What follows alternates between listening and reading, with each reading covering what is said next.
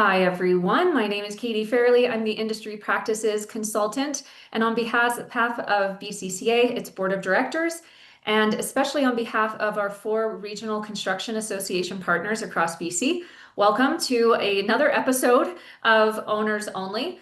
Today's topic is Project Closeout, Best Practices for Getting It Done and Over With. So I've wanted to do this topic for a long time, and I'm so pleased with the speakers that we have today to discuss. But first off, I will say that we are recording and we'll be sharing this session as always, along with the PDF version of the PowerPoint that they have for us today. And as we meet today, I just want to take a couple of moments to honor the land that is beneath us. At BCCA, we recognize that construction projects happen all across BC, and that just like these projects, all of us today are on this call are spread across BC. BCCA itself operates from the traditional, ancestral, and unceded territories of the Lekwungen-speaking people, and we are grateful to be able to live and work on these lands. So today marks Owners Only 3-year anniversary. So thank you to all of you that had joined us right from the start. And for those of you that have subscribed over the last 3 years as well. Owners Only webinars underscore BCCA's commitment to collaboration and providing high quality educational opportunities and resources for public sector owners only. So as always, this is always truly owners only. So there's myself, Katie, we have Crystal in the background there helping us keep this on track. And today our speakers, we have Tim Sportschutz, a construction lawyer that works with owners, trades, general contractors, kind of everybody, every stakeholder in the construction industry, and Terry Brown, who like me is a recovering general contractor. And Terry now advises owners, developers, trades, general contractors on all things related to construction. And again, we will be recording and sharing this session.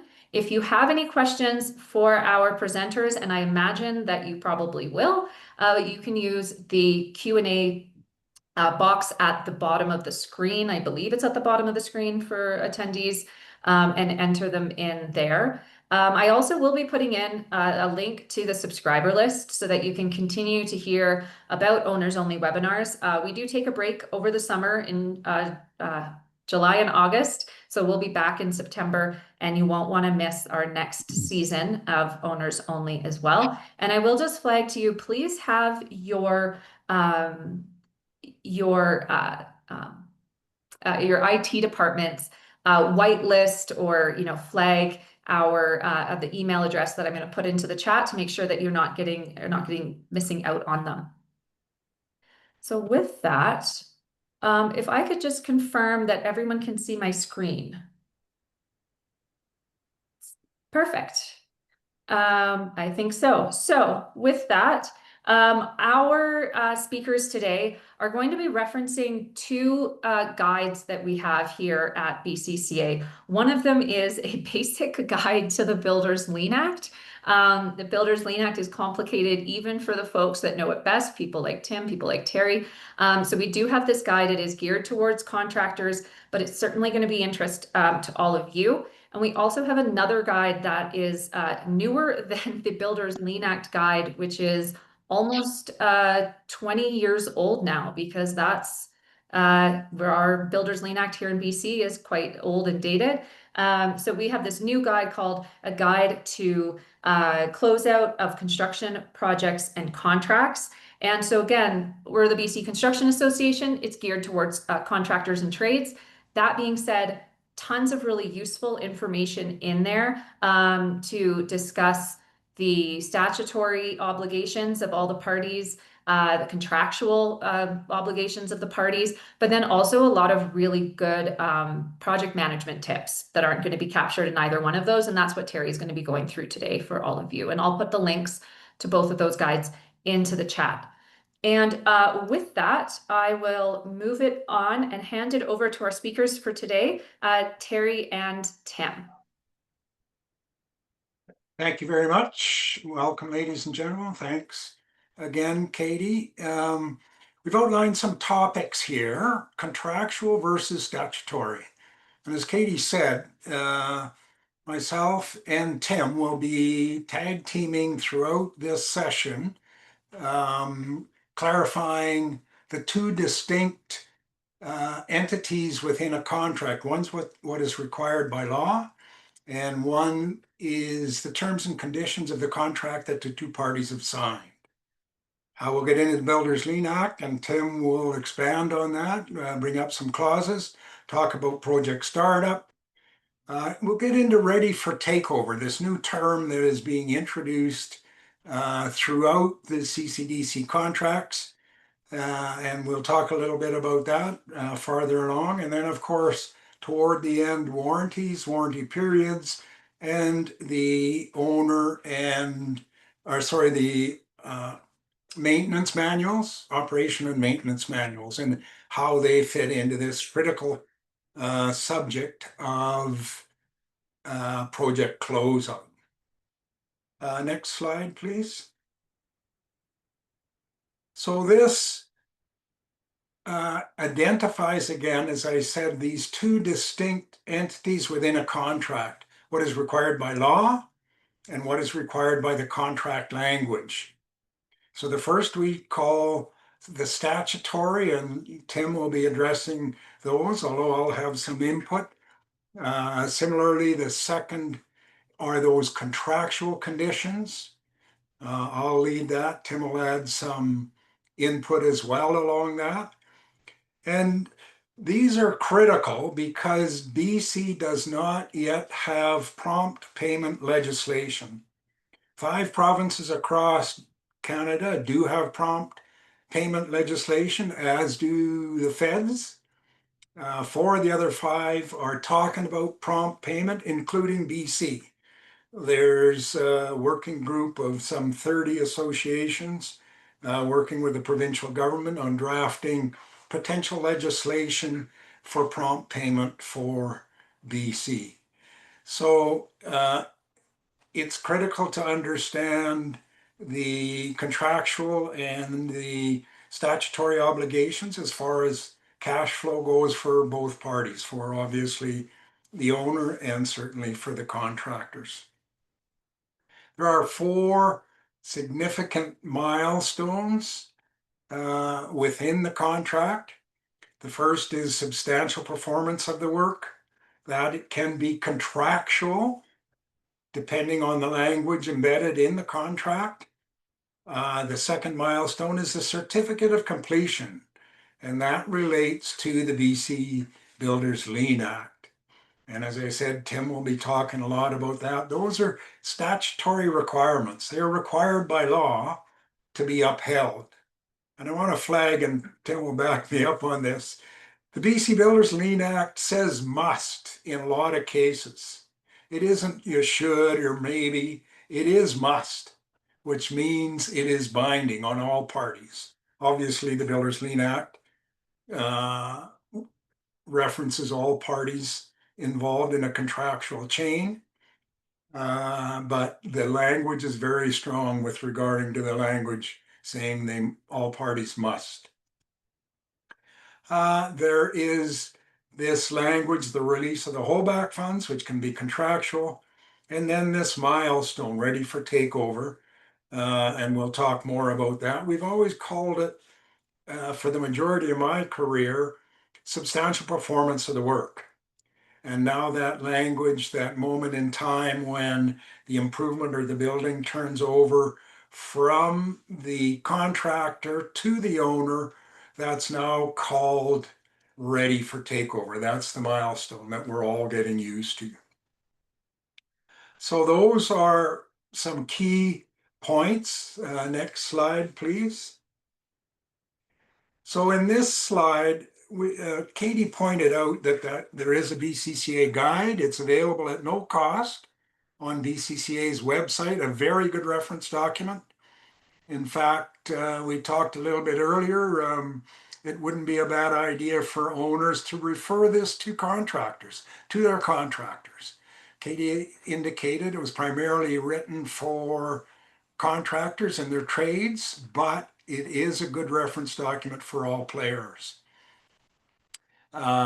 And within that document, the language, the key points, the activities are all separated into those that are required by law, that are statutory, and those that are referenced within the contract. Two separate lines of obligations in a contractual agreement.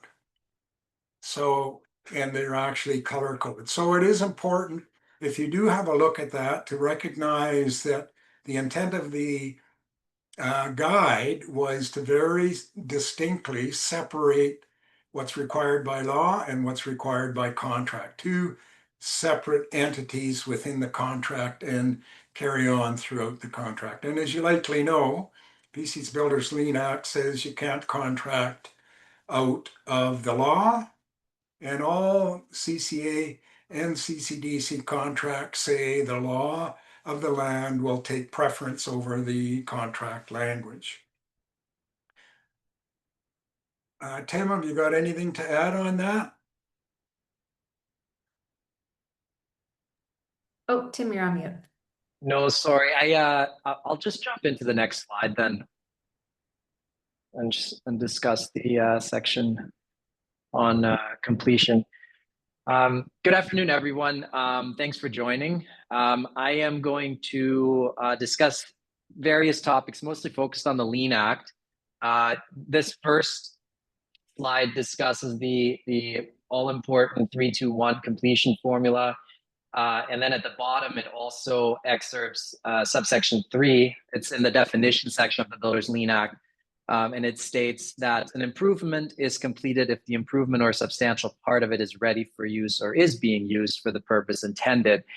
The reason why I wanted to raise these two sections in particular is because I see a lot of confusion around these two sections being either applied or misapplied in certain circumstances where they shouldn't be applied, or certain owners or contractors, even subcontractors, try to argue that one or the other applies that favors them in those particular circumstances. So there's a very specific way these get triggered and must be applied. You cannot choose. And I'll get to how that's done in a couple section or in a couple slides when we talk about section 20 of the Act. For this slide, I want to just raise that if a certificate of completion is requested by either a sub, or a GC, the 3-2-1 formula applies no matter what. So if a request is made, the other party receiving the request or the payment certifier must review the 3-2-1 formula, which is set out on the slide. The interesting issue that often arises here is you know, in a cost plus environment or a T&M contract, like a CCDC 3 or a CCDC 4.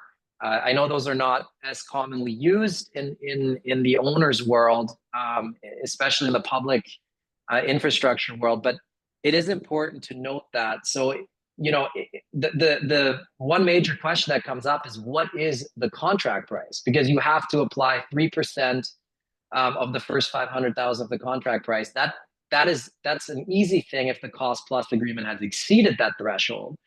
But if you have a cost plus contract where, you know, you're at $2 million to date and you still have 30% of incomplete work on the project, you really don't have a way of validly applying this 3-2-1 formula. So you have a very big gray zone, and that gray zone usually requires legal input, or at least get an opinion from your lawyers, because you cannot simply estimate the remainder of the contract.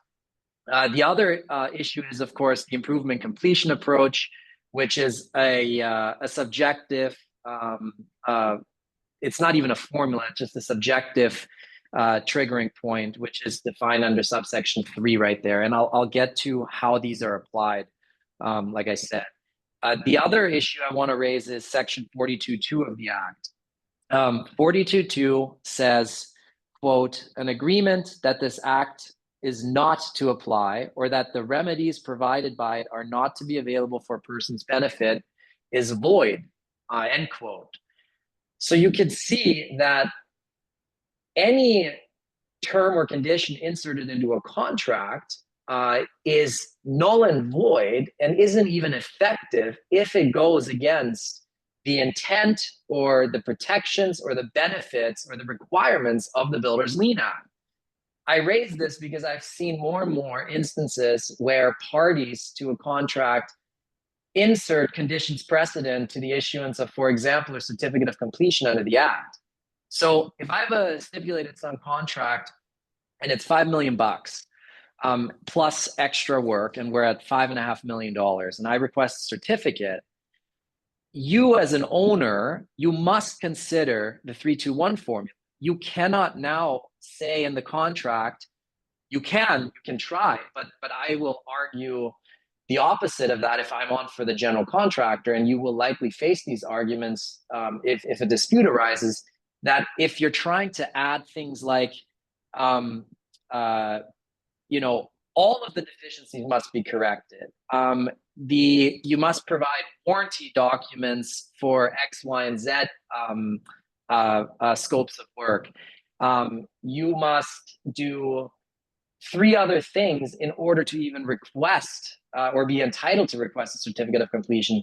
Those clauses are very, very likely completely invalid. So I want to just caution and raise Section 42.2 for everybody on this seminar, because I think that you must take care in the drafting of those conditions precedent, because they might make the entire thing void. And if you withhold a certificate that should have been properly issued because you added conditions precedent, you might be liable to that other party for not having issued one that should have been issued.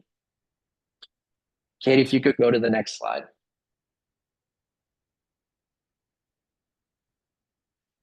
So this is an example we pulled out of a public sector supplementary conditions. This is published online. This is not privileged or confidential. And I looked at this clause, and in my view, it's while you could argue that it might be misapplied, the way it is currently worded, I don't see that it's invalid under Section 42.2. What I will say is, if you request from a trade or a GC when you're contemplating issuance of a certificate, and you say to that general contractor, could you please provide documentary backup for X, Y, and Z costs? Because we're trying to evaluate your cost plus or T&M change order in light of the 3-2-1 formula. I think that would be a valid use of this clause, and you would be within the realm of the Builders Lien Act and not offside 42.2. But if you begin to say things or read in things, anything reasonably requested by the consultant, and that consultant all of a sudden requests documents that are entirely outside the realm of the 3-2-1 application, I think there might be an issue there that you might face by counsel to a GC, or even a supplementary or a subcontractor to the GC under the progressive release regime. So just be careful to apply these clauses, I would say, in a narrow sense, and do not go offside Section 42.2. Katie, next slide, please.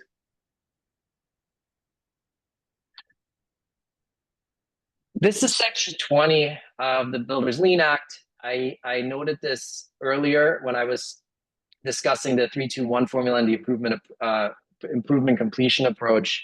The reason why this is important is because it needs to be read together, and you cannot simply read Section 1 and end your analysis there. You also have to consider Section 2 and especially Section 3. And I mentioned that a lot of people seem to conflate 3-2-1 formula with the improvement completion approach definition, where it says the improvement must be ready for use or is being used for its intended purpose. This clause tells you exactly, it's verbatim, can be interpreted, and it tells you exactly how to approach a certificate of completion, or the issuance of a substantial completion certificate.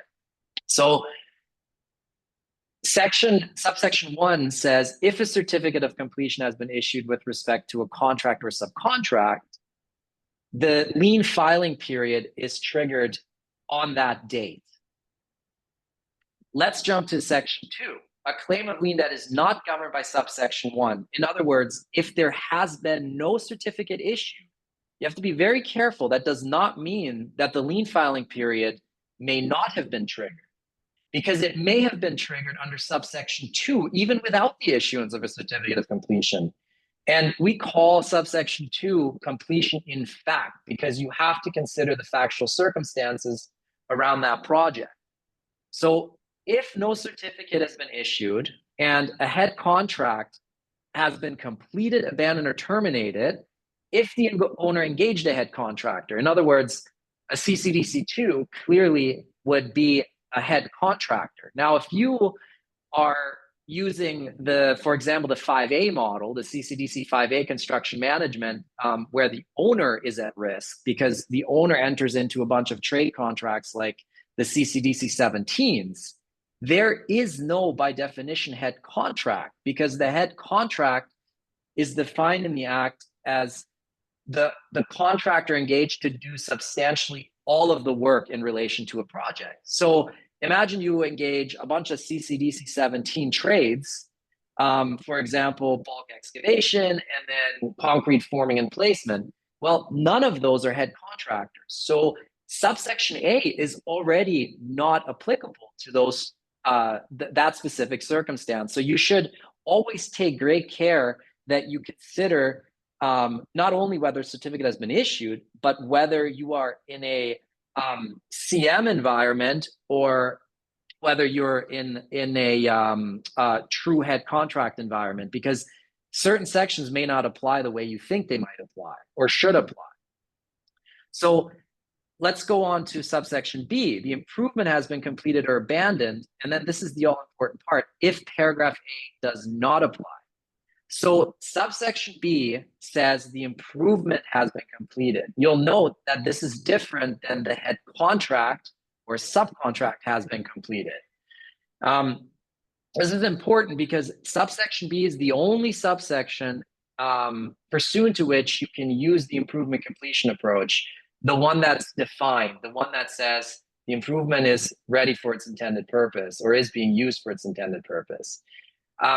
Now, a lot of times I've seen people just simply use that improvement completion approach, but it's completely improper because it's a CCDC2 environment and a head contract has been, a head contractor has been engaged. So you cannot even begin to use subsection B. And then finally, subsection 3, you should be aware that in the previous example I used, if, for example, a contractor, general contractor, goes to the owner and requests a certificate of completion of the general contract on, let's say, June 2nd. That certificate might be issued tomorrow, June 3rd, and provided to the GC and posted on site. But in fact, the time may have already been triggered under subsection 2A because the contract has been completed under the 321 formula on May the 2nd, 1 month earlier, or 1 month and 1 day earlier.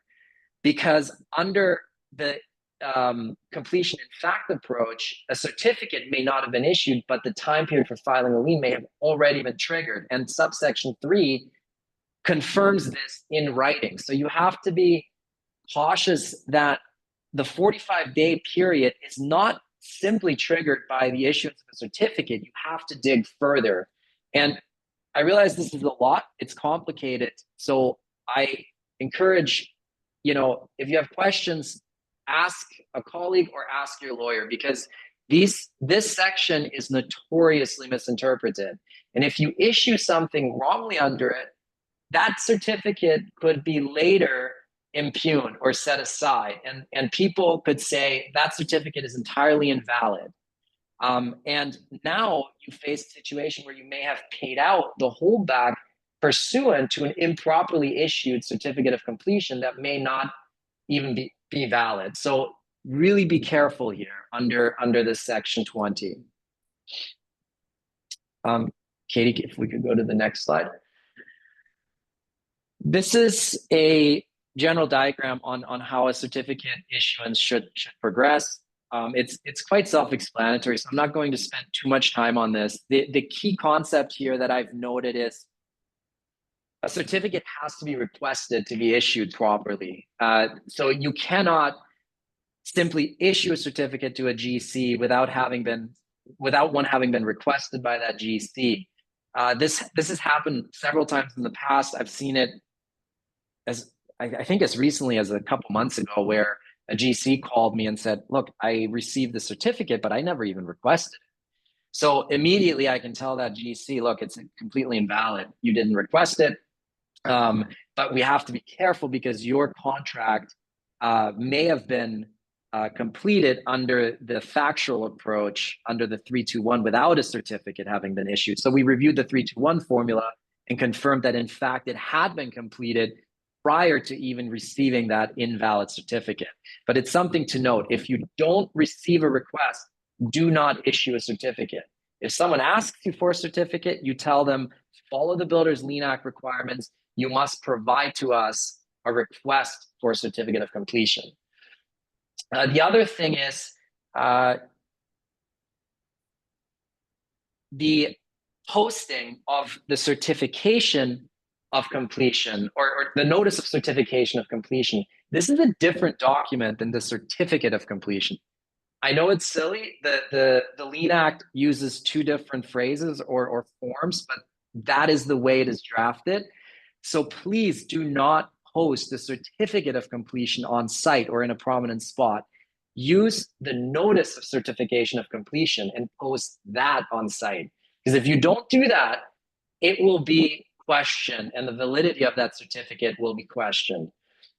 The other thing I want to note is a good practice to get in the habit of is have staff or your GC have them post it and then take photos and keep the metadata of when the photo was taken of the prominent spot on site. So if it's posted at a site trailer inside or where usually the toolbox meetings happen in the mornings, and that's where it's posted, that's a great spot, but you need to have evidence that it was posted within those 7 days. Because again, if I'm on for a GC, I will argue that it was not posted within 7 days and show me proof.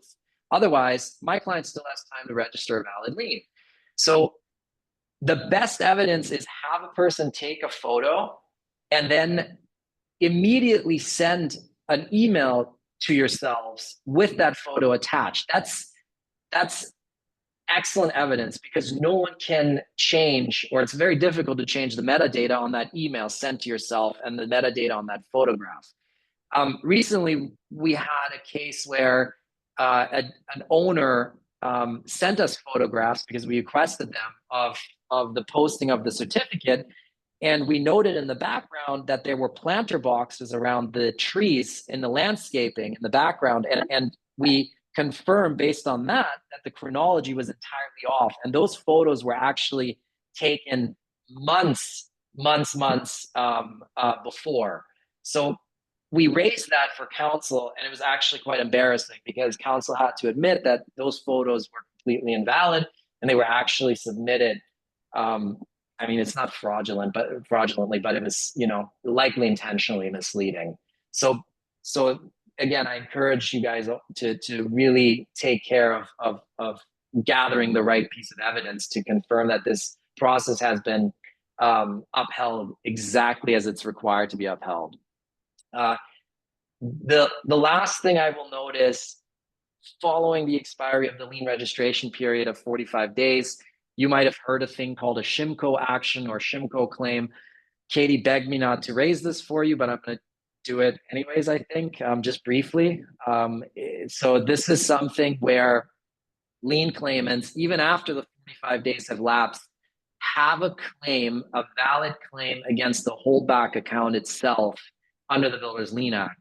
So we do this oftentimes when we act for GCs or subcontractors, if we learn that there still remains holdback money at the top, or even holdback money that was released to the GC, a party has a right to recovery and seize and lock up those holdback accounts if money remains. If it's paid out and it's cleared completely, there is no more Shimco claim. But just note that before you release a holdback money, don't just go to the 45 days. Make sure your legal counsel pulls title, make sure there's no certificate of pending litigation on title, and then go a step further and make sure that your legal counsel pulls a court services online search to ensure that there's no current or recently filed civil claim that alleges a Shimco claim against the holdback. Because if there is and you paid it out, you improperly released those holdback funds.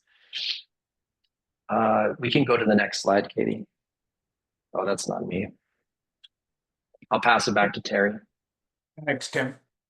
So Tim outlined the statutory requirements. I'm going to talk about the contractual processes. In other words, those terms and conditions that are already identified in a standard contract, such as a CCDC2. And the graph here shows that initially the contractor should be doing his inspection. As Tim said, the 321 applies, and so the contractor has to have a level of comfort that he's achieved the 321. He should be doing an inspection. The guide calls that as a best practice. If the contractor agrees that they've achieved that milestone, the 321, they would make an application to the consultant or the payment certifier requesting a certificate for substantial performance of the work. The contract says that the consultant has 20 days to respond to that application in a CCDC2, a standard document. And then the consultant would issue a certificate of substantial performance of the work at that time if it's a contractual issue. Now, in the ready for takeover milestone, and that's when the contractor's ready to turn over the improvement or the building back to the owner. He again does his inspection, make sure he's done substantially the work that's required to achieve this contractual milestone of ready for takeover. He submits his application to the consultant. The consultant has 10 days to review to see whether or not the contractor has actually achieved that milestone of ready for takeover. And at that point, and I want to reinforce, when it says days, it means calendar days, not business days or work days. And once the consultant contractually receives that request from the contractor, within the 10 days, he has to either provide reasons why he doesn't believe the work has reached the milestone of ready for takeover, or if he concurs that that milestone has been reached, he would issue a certificate identifying that. And then the two parties typically set a date for completing the rest of the work, whether it's work to be corrected or work to be completed. So a different set of timelines, contractually versus statutorily. And again, the contractor in the best case scenario is doing his own inspection up front to ensure that those two milestones have been met, that they've met the conditions required within the contract. Next slide, please.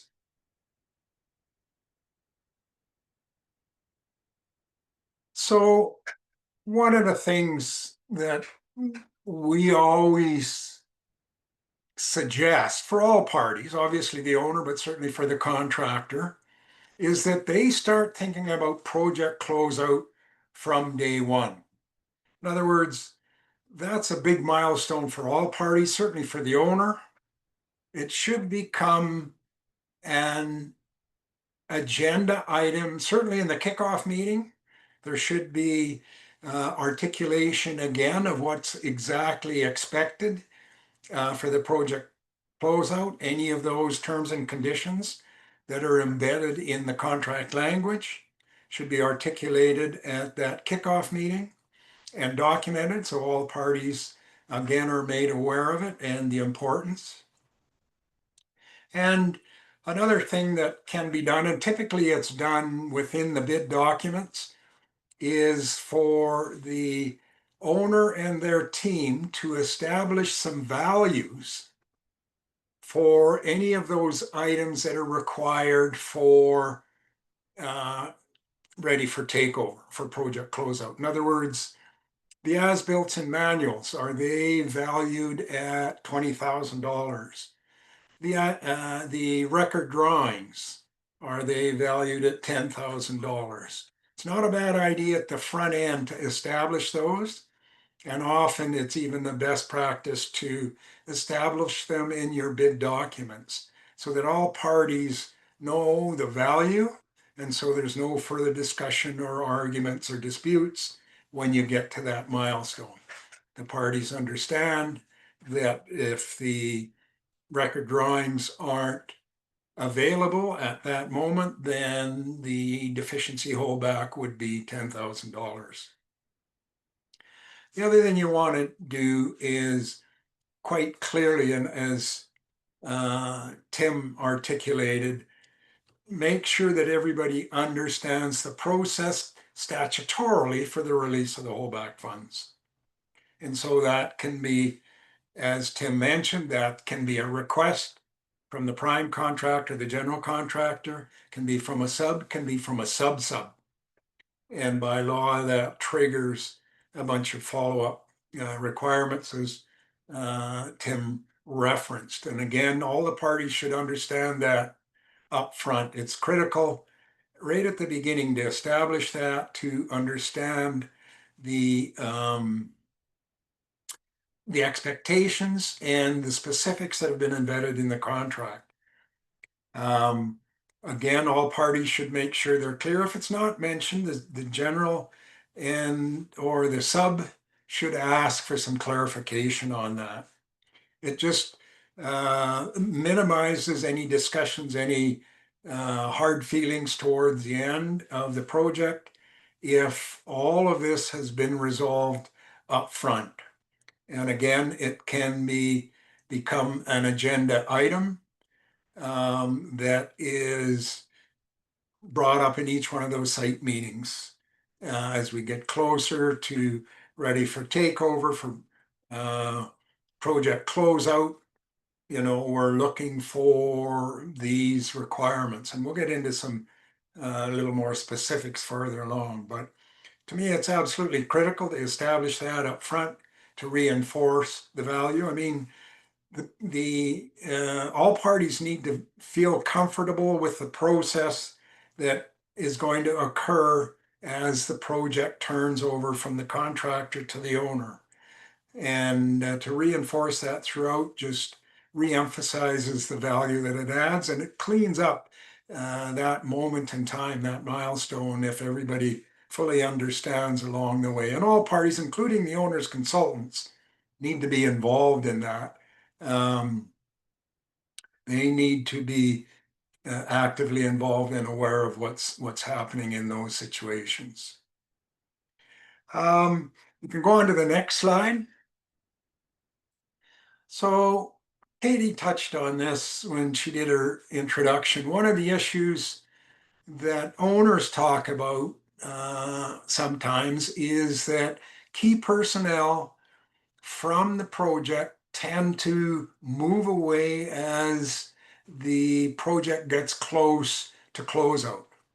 Those key personnel are, you know, very valuable from the owners, from the contractor's perspective, but also from the owner's perspective. You want that continuity of communication on the relationships that have been built up. And there is language, for instance, in CCDC 2 that says basically that certainly the superintendent should not be changed without the consent of the owner and within obviously certain circumstances. So one of the issues that occurs from the owner's perspective and from the contractor's perspective is that when you start getting into change orders, change directives, or delays where the schedule is extended, those key personnel may have been committed to that project for the initial anticipated duration of the project. In other words, 1 year, 2 year. And beyond that, the contractor's already thinking, okay, what am I going to do with my key personnel at the end of this project? At the end of 2026, when this project winds down, I want to have something lined up for my key personnel. So when you get into extensions of the schedule, whether it's change orders, change directives, or just delays, then that can impact the ability of those key personnel to stay to the very end. And I mean, this is a critical consideration right now. We've got these on again, off again tariffs. How is that going to impact the schedule? I'm working with a contractor right now. He's got delivery on some specific floor drains that are 12 weeks out at best case scenario. That's 3 months before he can even get them. He's got to submit his drawings, get reviewed by the consultant before he can even order them. So we're getting these delays that push the schedule out. All parties often agree. But what happens is this key personnel may very well be committed elsewhere if this schedule goes much beyond what was initially anticipated. And part of the solution may be that the owner can write some language into the contract that says key personnel must stay through to the end of closeout. But if there's a change order, or if there's a change directive, or if there's a delay, that would impact the original contract language. So what all the parties have to do is at an early date and often communicate through your meetings that look, key personnel are our number one project manager that's run with this project for 95% of the project. He is committed on another project starting January 1st, 2027, whatever the situation is. Be open, be transparent, let all the parties know, let the parties work out who will be staying throughout. Is the major superintendent and the foreman staying, safety personnel are staying, et cetera, but there might be some key personnel that absolutely are required to move on. So it's something to keep in mind. I mean, even if you write the language in, the goal obviously for all parties is to finish on schedule, or best case scenario ahead of schedule. But we're finding, as you all know as owners, that schedules are getting extended for a whole variety of reasons, including supply chain issues, et cetera. So it is a topic for discussion.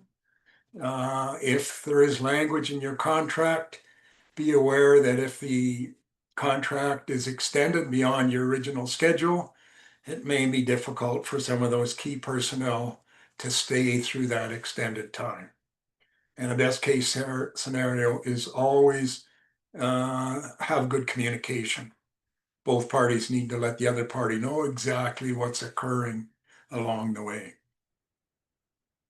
Next slide, please. So this slide talks about ready for takeover. As I mentioned, the industry, specifically CCDC, has separated these two critical milestones within a contract. One that's required by law and whatever is required by contract, those terms and conditions agreed between the two parties when the contract was signed. And this ready for takeover, this separation was driven by the owners. Many of you, I don't know if you know, but on the CCDC committee, there are 4 owners and 4 contractors, 3 generals and a sub. There's 3 architects, there's 3 engineers, there's 3 spec writers, and there's a lawyer. But the owners were adamant in separating this requirement of the law versus the requirement of the contract. And it was primarily because of the increased sophistication of the buildings.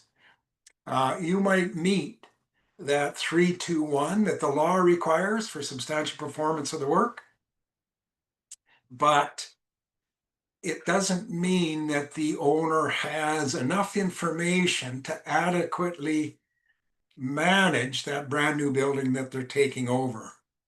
They need to know the specifics of how to operate that new building, that brand new specific building, right down to things like, if we spill coffee on this brand new carpet, what cleaner can I use? What cleaner can't I use?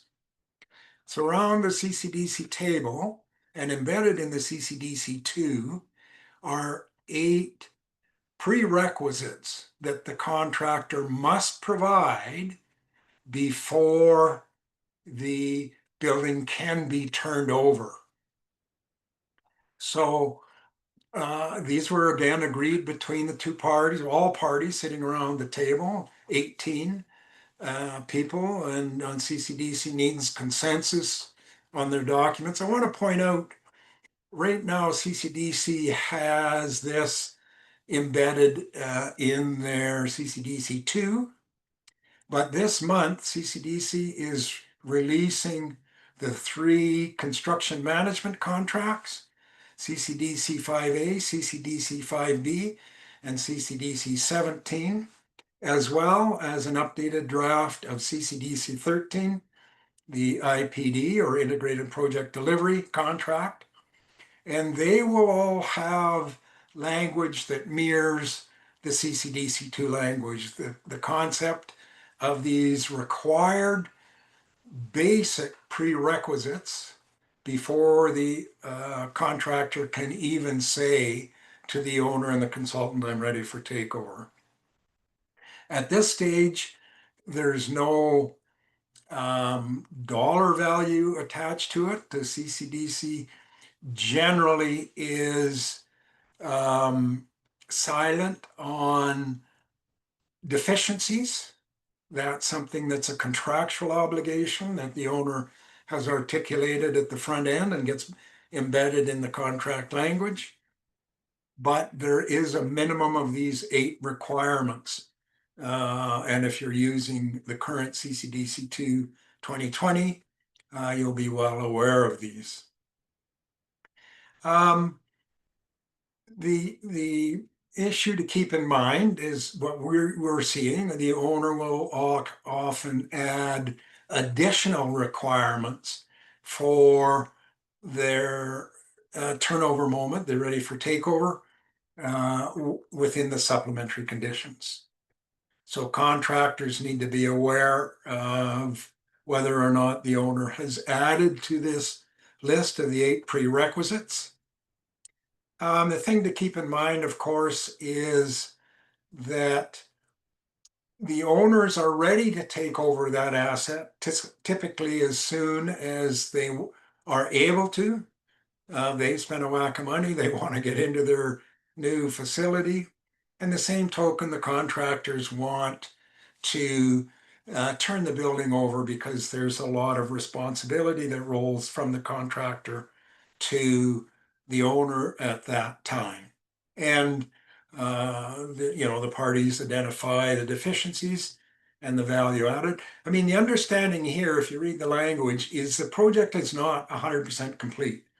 And that's what Tim alluded to previously. We're not 100% there, but there's enough quality information for the owner to take possession of the building. There, it's the draft O&M manuals, not the final copy. We'll talk a little bit about that further along, but it's intended to give the owner enough information to properly manage that brand new building while the contractor completes the bits and pieces of work to be corrected or to completed within the contract. Tim, I don't know if you want to talk to that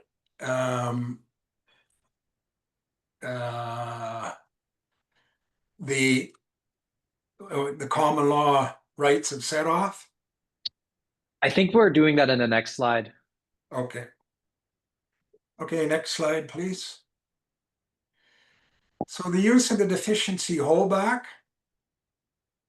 One of the things we always recommend through to owners, to consultants, and to contractors is track work that needs to be corrected throughout the project. Don't wait till that final inspection. If any party sees work that is deficient, then they should flag it right away. Contractors should be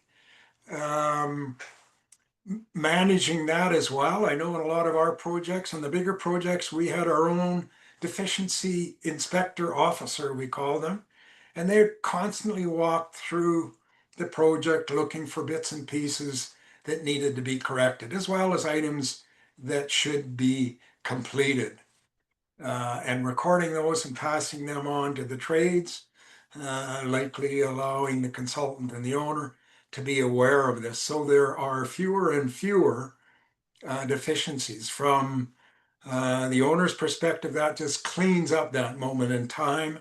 There's not a comprehensive list of deficiencies. When the owner is ready to take over, there might be quite a shorter list, a few items, but it's not exhaustive, which is to the benefit of all parties. And as I mentioned earlier, CCDC do not reference deficiency holdback.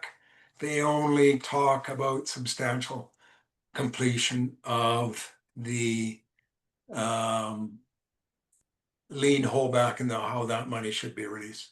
Katie, you got a comment? Thanks for noting that. Yes, I just wanted to say to the folks on the call, BCCA policy is not opposed to deficiency holdbacks. We do have a separate policy that just relates to deficiency holdbacks. It even goes so far as to say that we're not opposed to deficiency holdbacks, even up to double the amount of the deficiency, except for the fact that we'd like to see it released. So it's not something that you would be offside of industry norms or expectations. And I just wanted to note that to the folks on the call. Thanks, Terry. Welcome. And the other thing on the deficiency holdback, this recognizes work to be corrected and work to be completed. And as Katie mentioned, on deficiencies, on work to be corrected, that's where the double the value of those is often indicated in the contract documents. But double the value of work to be completed should not apply because that work is not yet completed. Could be landscaping, could be some curbs, it could be a handrail on the stairs, it could be the top layer of asphalt. That's all work to be completed. They shouldn't be 2 times the value. And I'll turn it over to Tim to talk about the separation of those two pots of money, I call them. Thank you, Terry. You should never conflate your statutory lien holdback with any deficiencies or deficiency holdback. So always track those separately, and please do not use holdback funds to correct deficiencies. You can do that, but a number of conditions have to be met for you to be able to do that, including expiry of certain deadlines under the Act. So again, you're much encouraged to keep those accounts separate and your accounting records separate. The other thing Terry mentioned is I see a lot of double back clauses. Those clauses may be attacked as being punitive or even a penalty at law. There's not any decision yet that expressly states as much. But as you might know, for example, liquidated damages clauses must be genuine pre-estimate of costs, or if they're not, a court has consistently concluded that those clauses are invalid because they're penalties at law, and penalties cannot be enforceable by counterparties to a contract. Only judges can order penalties. So judges don't like when you try to take over their realm and their jurisdiction. So just take care to have those properly drafted. The other thing I've seen happen a lot in the past year and a half, actually, because of all the financial conflicts and issues in the industry right now. Owners have attempted to use the double holdback clause to send set-off summaries that attempt to double certain things that shouldn't be doubled under those terms. For example, there'll be delay costs or delay damages, a line item of, let's say, 300 grand. And the intent is to double that to 600K and then set those off from any amounts due and owing to the contractor. That is not proper under most of the way, or in most instances, the way these terms are drafted, because they mostly say you may double the cost of deficiencies or the value to correct those deficiencies and incomplete work, but you cannot then double delay costs, or even what I've seen frequently done is the doubling of sunk costs, or I call them sunk costs. For example, where you have to fix I don't know, exposed concrete, and you have to grind those, and you paid some other trade to grind and finish those, and you paid 50 grand to that trade. You cannot now double that and say to the trade or to the GC, look, we're now holding 100K. You may, of course, set off the 50K if it's legitimate and valid under the contract, but you cannot double those sunken costs, nor can you double anything besides deficiencies or incomplete work item. And you know, it should be encouraged to use a third party like a QS or your consultant to come up with a value for those items. You cannot be unfair. You cannot act unreasonably. You have to make sure that those amounts are validly arrived at. They must be there must be plausible deniability to those amounts. You can't just throw a dart at a number and say, oh, let's hold back 50 grand, because that will be construed as entirely unfair and invalid.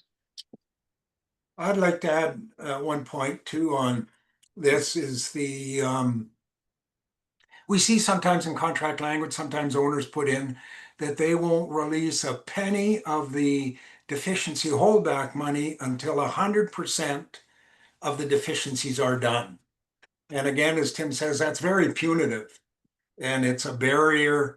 You know, if you've got $100,000 worth of deficiency holdback, 95,000 have been done. The fire caulking sub hasn't got in and plugged a few holes, and you're holding the entire thing back. That's not reasonable, and it is a barrier for contractors when they see that kind of language in a contract. Either they're adding more risk money, or they're shying away from bidding projects that have too many restrictive clauses on how that deficiency funds are going to be managed. Katie, you got something to add? Yeah, I was just going to say a couple things. I know we're at the 1 o'clock mark. We're going to lose some of you to your next meetings. We will be sending out a recording, and I've already warned our speakers that if we have questions left over, they're going to have some homework. So we'll also make sure that those questions that you've been putting in get answered, and we'll send them out. But I did just want to make a couple comments as we see people drop off about deficiency holdbacks.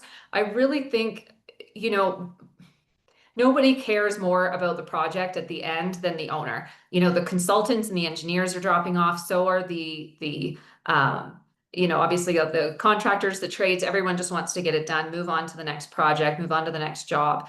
And I think that, one of the ways that holdback funds, lien holdback funds have been described to me, is they are the contractor's money. That is their money. Somebody has approved payment, the payment certifier, the owner has paid them based on those progress draws that they've been submitting. It's their money. Now, that being said, if the work that they've been billing for is deficient, is incomplete per the contract documents, I don't understand why an owner should be paying for that. So I think that's where it's really incumbent on your payment certifiers, really your consultants, maybe an engineer, to be on top of those payments, to be scrutinizing. And I think to your point as well, Terry, about kind of progressively releasing a deficiency holdback is, if you think about it, should the painter be penalized because the mill worker hasn't yet come in yet to do their work, because maybe it'll take them another week. So I think that's, something to keep in mind as well, as we kind of navigate deficiency versus lien holdbacks. And with that, I can move on to the next slide for you.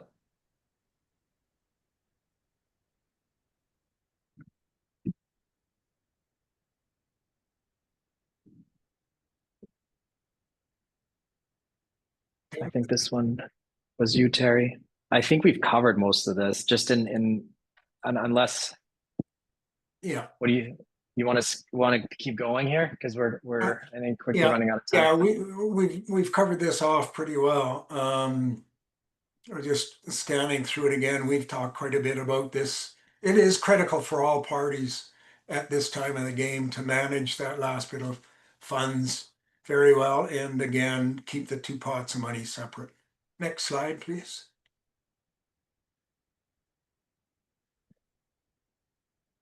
This one, I wanted to raise section 8 and 9.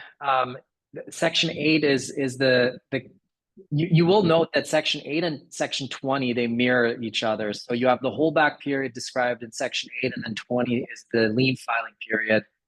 So you'll see 1 and 2, the subsections 1 and 2, they are identical.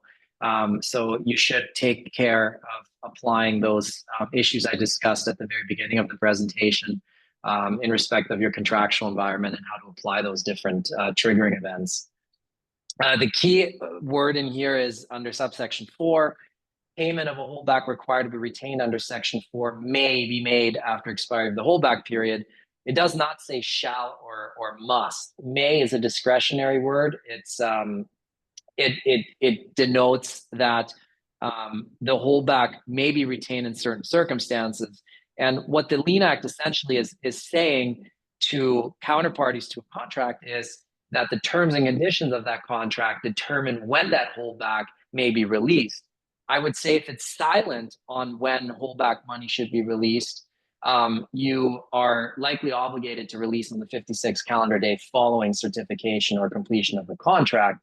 But if it says otherwise, that you may withhold certain monies until certain other events happen, that is valid because you're not offside section 42.2, the one we discussed earlier, because the word may is not obligatory. You're not violating anything there. So if you want to restrict release of holdback money, you may do so by contract. But I would also caution you that a lot of GCs just simply won't agree to that. Or they'll increase the price for that particular project because the risk premium is much higher. The other item is progressive release of holdback at section 9. Again, be careful that you scrutinize if a GC comes to you and wants certain money out of the holdback pot released to the GC for a subcontractor. Really scrutinize whether the certificate of completion is valid, whether it was issued by the right party, that it was posted on site.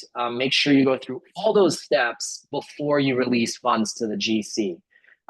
The other thing I've seen happen is that a certificate of completion was issued by the wrong party. So, a lot of times even GCs with subcontractors will have custom drafted agreements that says the general contractor is the sole party reviewing and certifying subcontracts. That's fine to do, to name the GC as the payment certifier for that subcontract.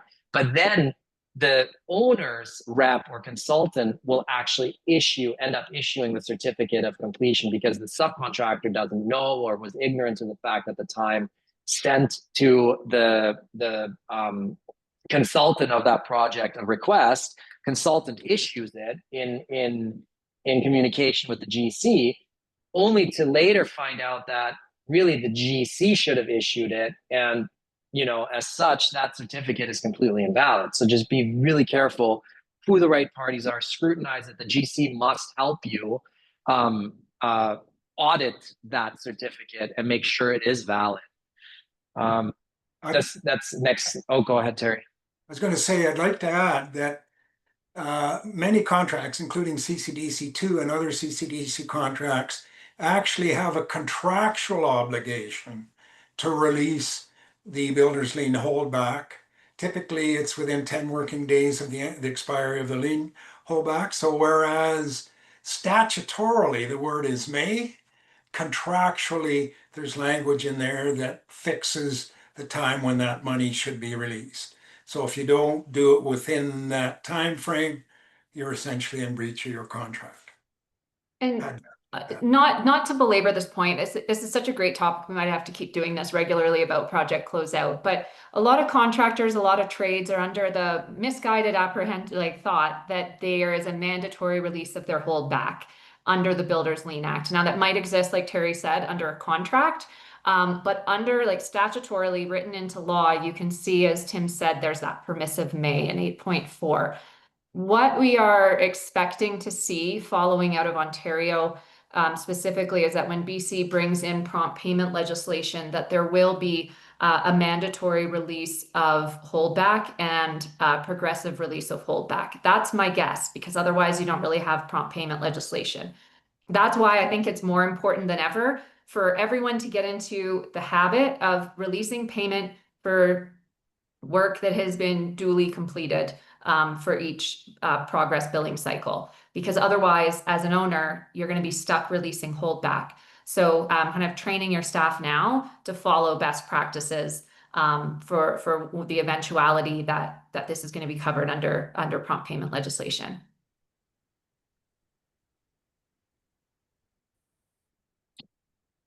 So Section 41 is something that entitles certain parties to a contract to request in writing information from each other.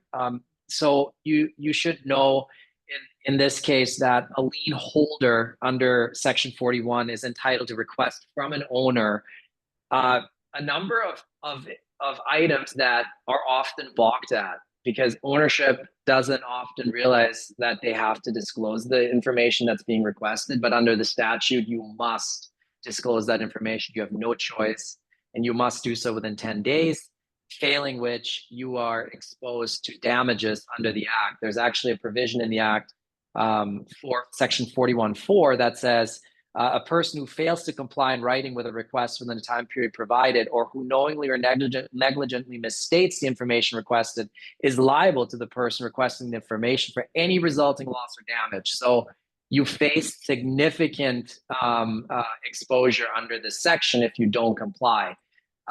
The reason why I wanted to raise this is because the requests are broad. And a lien holder is different than a lien claimant under the Act. A lien holder is anyone entitled to file a lien or register a lien. A lien claimant is someone who has registered a lien.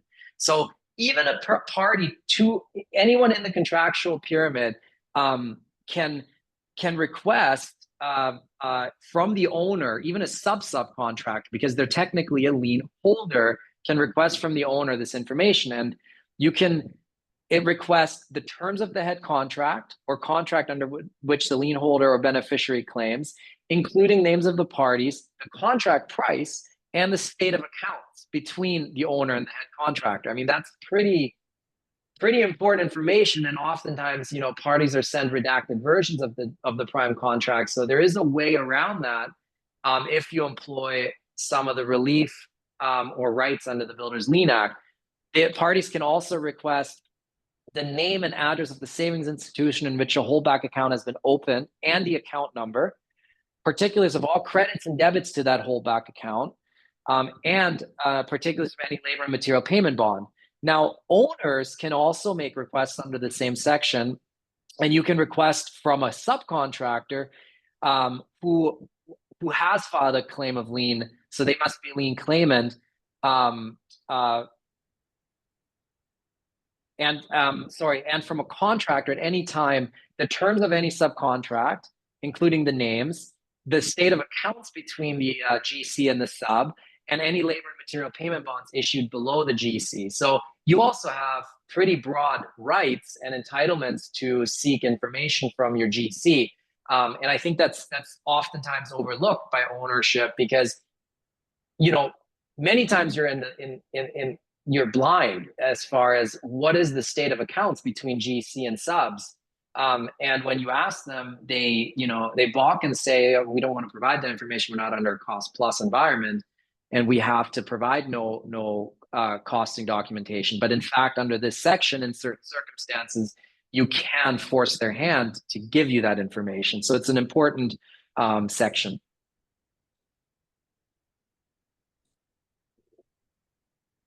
So talking about earlier partial occupancy, CDC and CCA recognize there's a lot of times when the owner wants to get into the building before every one of those prerequisites for ready for takeover are achieved. You've got to keep in mind that you need the agreement of the contractor and the subcontractors. In other words, if that T-bar is not yet in the schoolroom, contractor and the subs don't want the school to start to be moving desks and chairs and filing cabinets and lockers into the room because it'll restrict their ability to finish the work. So a condition is always to keep in mind the impact that it's going to have on the contractor and also any other authorities having jurisdiction. Have you met the requirements of the city as far as some kind of occupancy? What about life safety issues? You've got to keep in mind the impact of moving in early on warranties, on other obligations. And you need to document it. It should be well written down. There should be good communication between the two parties. I would like to move in by the end of June. Here's our plans. We want to take over 3 wings of the school. We understand that the warranty will take effect, blah, blah, blah. Has to be carefully documented because it impacts the insurance, it impacts utilities, it impacts safety.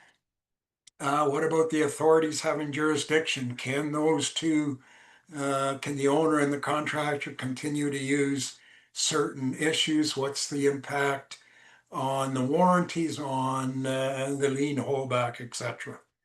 So it benefits both parties, but you really need to document exactly what both parties have agreed to, write it down, and make sure all parties have seen it. Next slide, please.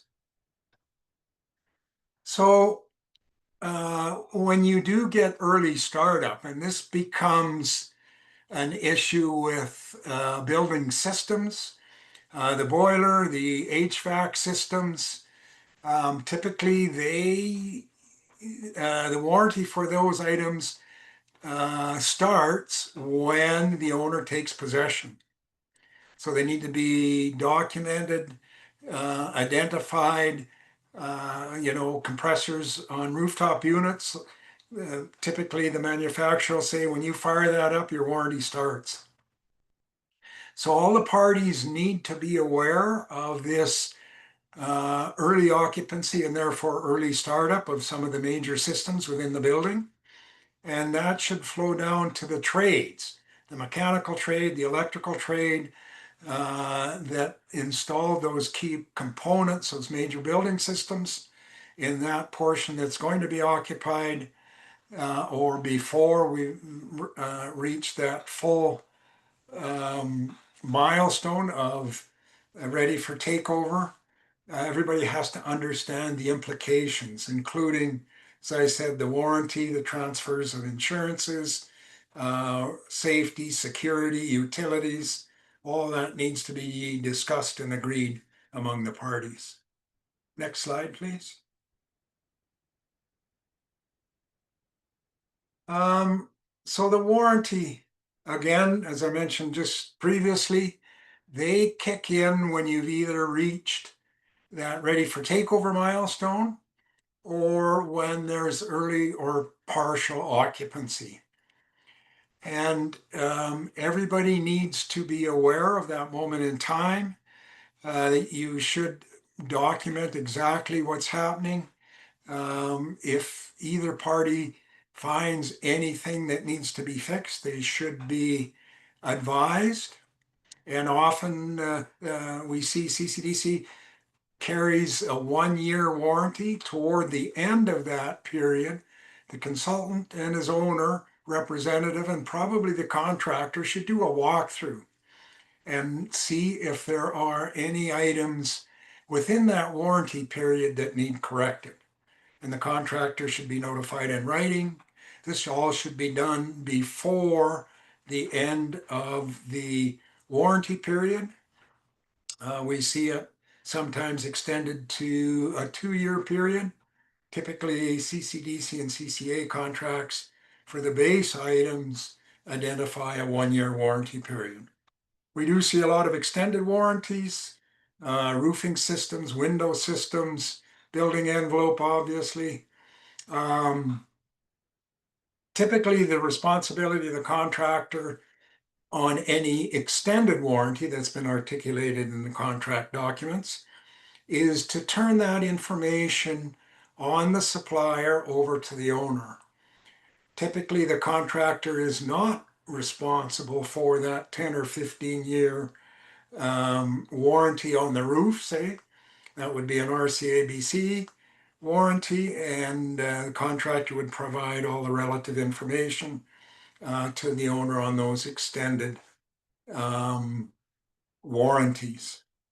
So again, critical time in the contract, even though the contract may be fully paid out. In other words, they've completed any work to be corrected or completed. Contractually, they're still obligated to be involved through to the project to the end of the warranty period.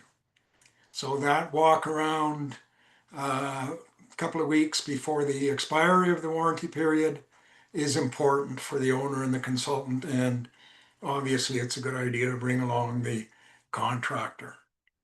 Next slide, please. So operation and maintenance manuals. And as we mentioned earlier, there should be identification up front of the dollar value placed against those manuals. One of the 8 prerequisites that's required in CCDC2 and in other CCDC contracts is that the O&M manuals be reasonably ready for the owner at the moment of ready for takeover. And that's, as I said earlier, to make sure that they can properly manage the building once they take over. So the two parties should be working together prior to turnover on those manuals. Can there be some initial information identified? What categories do you want?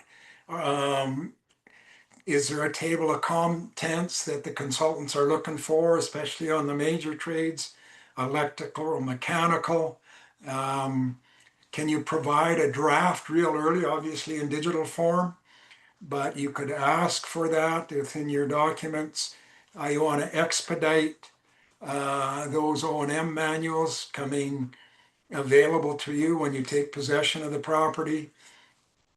But they are meant to be reasonably complete at that time, not 100%. In other words, the contract may have submitted the O&M manuals to the consultant team.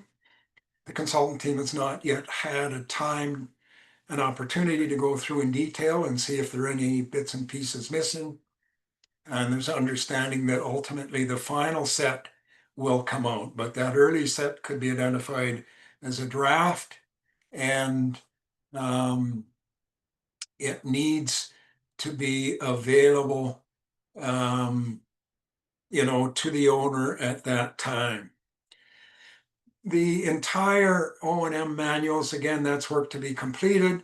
If you identified 20,000 for O&M manuals, they're 95% complete, then the full 20,000 should not be held back. They're substantially complete. They're in the hands of the consultants. Consultants may take several weeks to review them, identify any missing bits and pieces or clarifications. And so only partial value of that initial deficiency identified against the O&M manual should be held back and ready for takeover. If you've got most of it completed, you need to be fair and reasonable at that time, and release the work that's been done. As Katie said, the construction team, the general, the trades, the sub-trades have completed the vast majority of the work. They've completed their work. They're waiting for a response. That funding should be made available to them.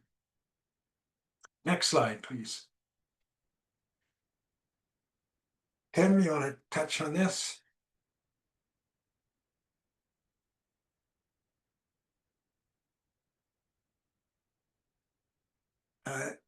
You're on mute, I think.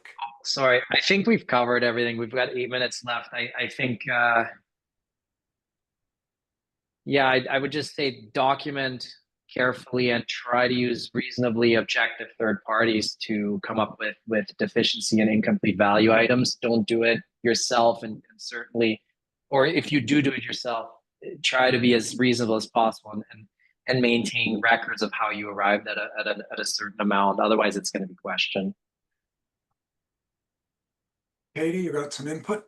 Yeah, I mean, I think all of that was great. This is such a long topic. I'd encourage everybody to grab a copy of those guides. We'll circulate them in the reference section of the follow-up email that we'll send out.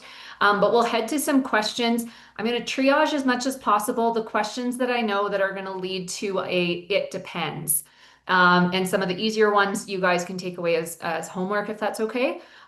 So we have one question here that came in early on. Hi, in a renovation case where the major works are complete, except for the replacement of the door, which is functional, but was not replaced as per the contract documentation requirements, can the contract be considered as an improvement incomplete and the substantial completions be rejected?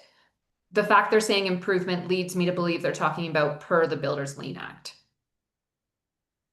Can say that again? I didn't quite understand. Yeah, so there's replacement of the door, which is functional, but it hasn't been replaced per the contract documentation requirements.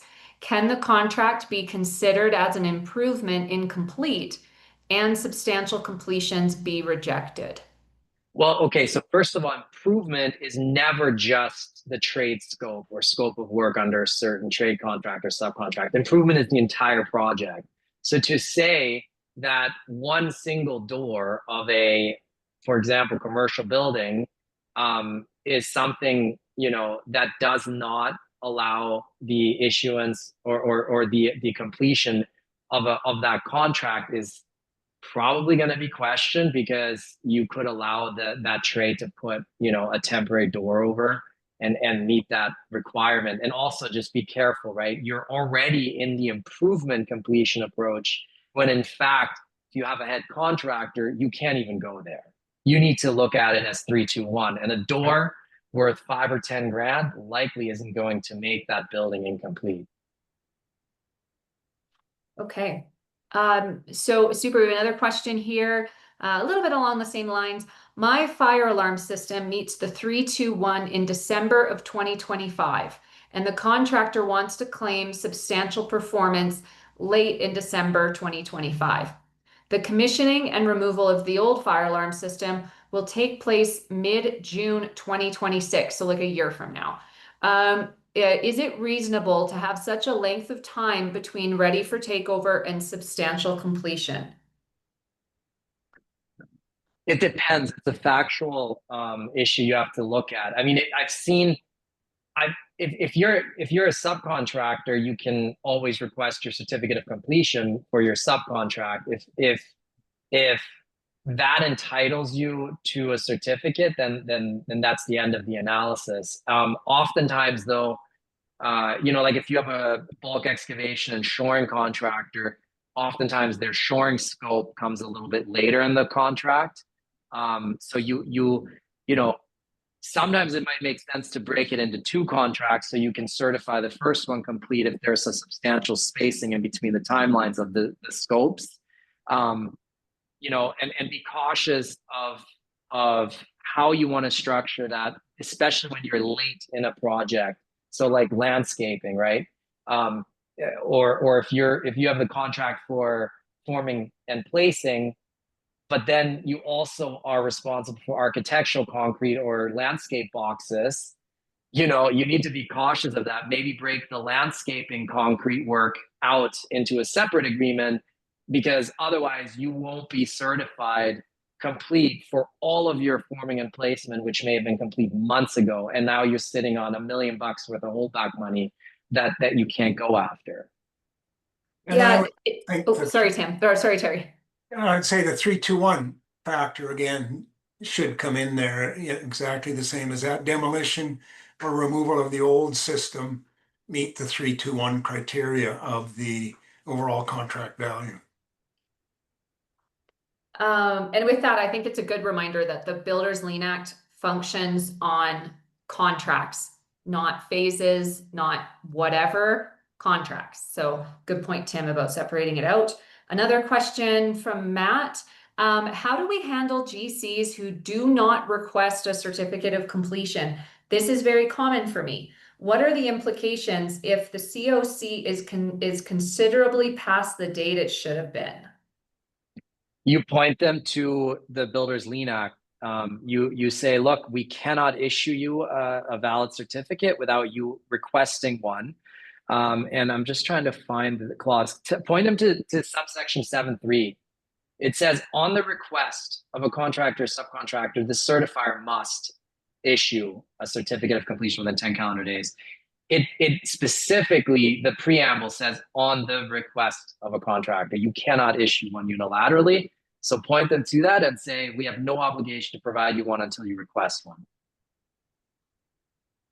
Okay, super.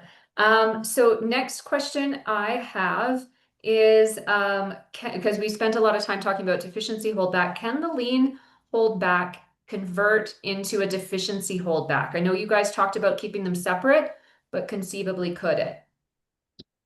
Yes, so Section 6 under the Act says that you can use holdback money to correct deficiencies, incomplete work, or deficiencies, but only after all lien rights have expired under that person. So you may not touch that holdback money until no further valid liens can be filed under that contractor. Does that include Shimco lien? Well, if you, let's say you have you're on the 46th day, you still hold 100 grand in the holdback account. You start using 50 grand of the 100 to correct deficiencies, and then a Shimco is filed the next day. You are locked. You cannot touch the remaining 50. But anything you've used prior to the filing and serving of the Shimco is probably going to be valid under the Act because you didn't know. So with that, we are at our time. As I said, we'll get to these questions. We'll get them out to you by the end of the week, along with the recording and the presentation as well. I will just clarify the reason why I said for Tim not to mention Shimco liens is so that everybody didn't log off. So thank you all for for staying on to the end of it. The Builders Lien Act and Project Closeout, definitely it's a complicated, nuanced topic, and we hope that this has been helpful for all of you. Like I said, we're taking a break through the summer and we'll be back in September. Stay attached to your email and watch for that email invite to come out at the beginning of September. Thank you all so much. Thank you to our speakers, and we'll see you at the next Owners Only. Thanks so much, everyone. Thanks all, Mano. Thank you. Bye-bye.